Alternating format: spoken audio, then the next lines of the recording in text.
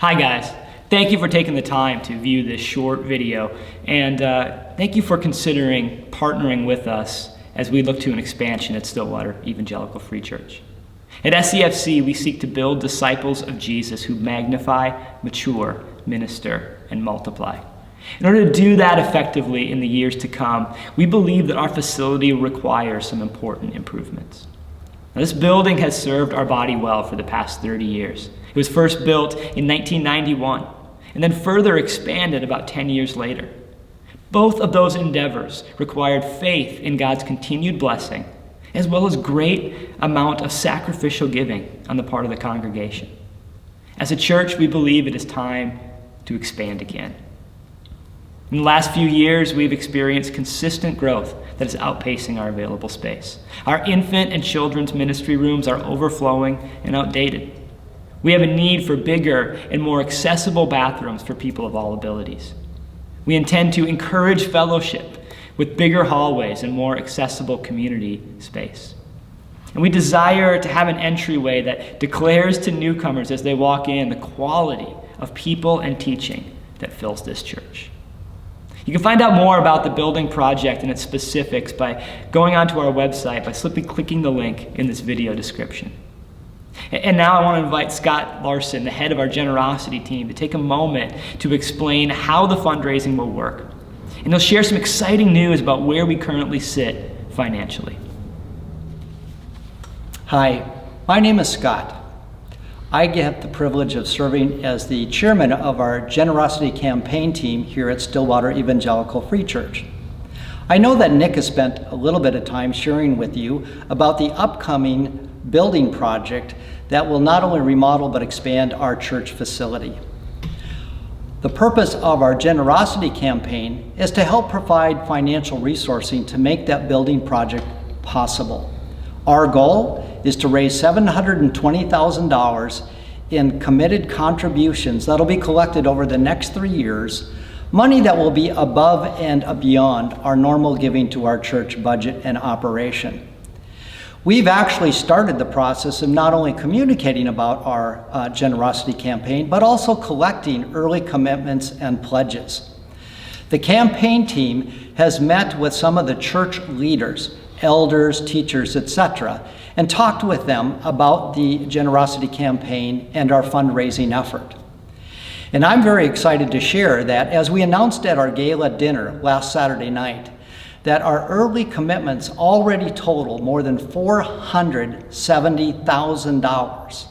And combined with the $40,000 in cash gifts that have been given, we're already over the $500,000 mark towards our $720,000 goal. That's just incredibly exciting, and we're incredibly encouraged about what God is doing in our midst and helping make this project possible. The individuals who were at the dinner and gala have also been invited to participate and share in the fundraising effort. They left that evening with some material in hand and with a challenge to prayerfully and carefully consider what their partnership will be in the project. And I suspect if you're watching this video, you've already received in the mail some of our campaign materials.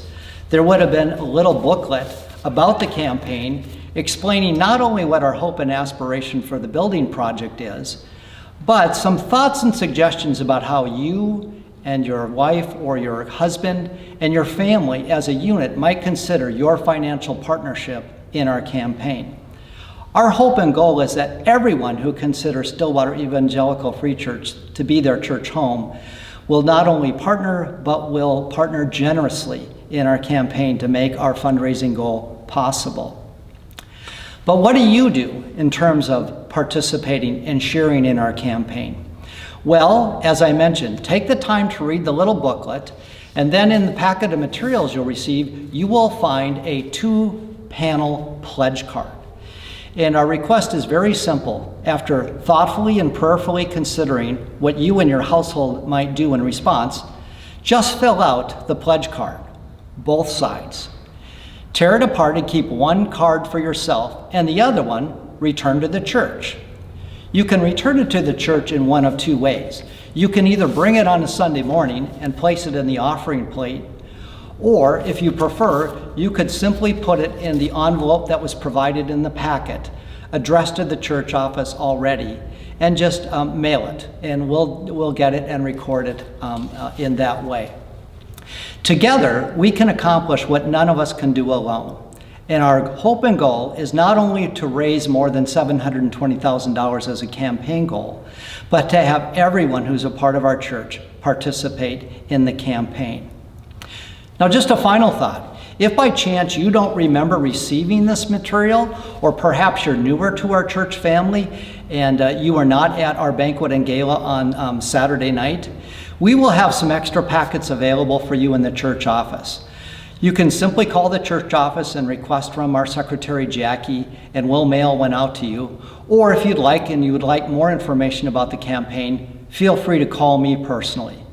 Again, my name is Scott Larson. In the meantime, thank you for your time and your consideration, and thank you for being a part of Stillwater Evangelical Free Church. We're very excited about what God has already done. We can't wait to see what our collective response as a church will be by the end of October.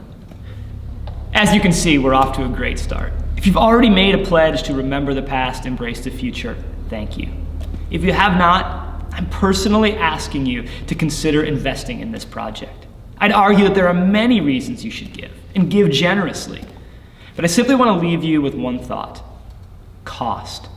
Let me read to you one of the shorter parables in the whole Bible. Matthew 13, verse 44.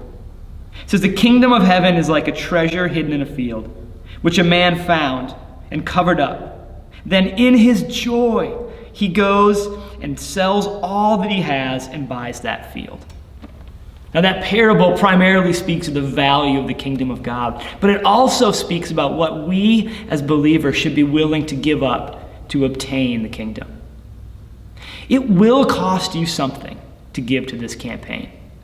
I think personally of how Elena and I sat down and had to carefully and prayerfully think through, with 2 boys, a new baby, the financial uncertainty of being in a pandemic, had to make us think through carefully, what are we willing to sacrifice in order to give generously to this campaign?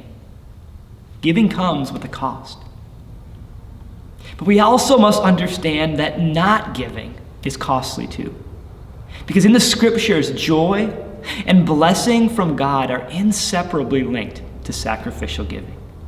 And therefore, not giving back to God a portion of what he has entrusted to you is not only stealing from God, it is shuttering yourself out from true joy. So either way, there's a cost. One will cost you in the moment, or for the most, for the next 3 years. But that cost has a reward.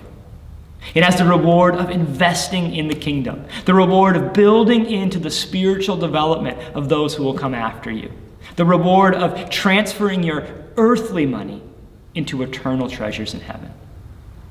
The second one costs you your joy. It forfeits the eternal treasures of heaven for the momentary. Will you join me by investing in our church building? Will you join me in remembering the past and embracing the future? God bless.